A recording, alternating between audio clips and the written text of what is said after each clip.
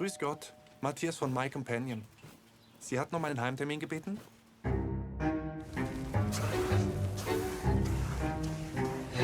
Gesehen und sofort los. Es erinnert mich ein wenig an Helmut Lachenmanns Musik concrète instrumentale. Ja. Ja. Papa, du bist mein großes Vorbild.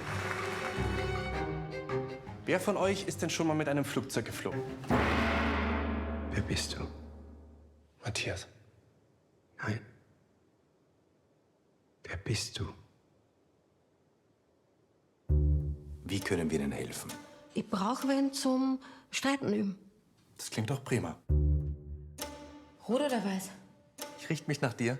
Ich hatte ihn letzte Woche bei einem Auftrag gesehen. Der macht schon was her, wenn Gäste kommen.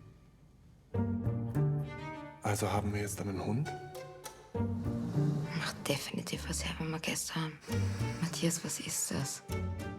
Du bist einfach nicht mehr echt. Sophia. Aufmunternden Song abspielen. Ich habe dich leider nicht verstanden. Gute Laune, Song aufspielen!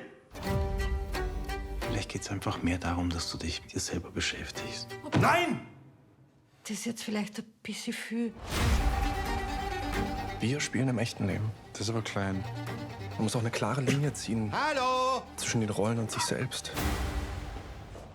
Ich bin doch echt, oder? Naja, ja. Was heißt echt? Natürlich bist du echt. Physisch. Interesting. Ich schaff das nicht mehr.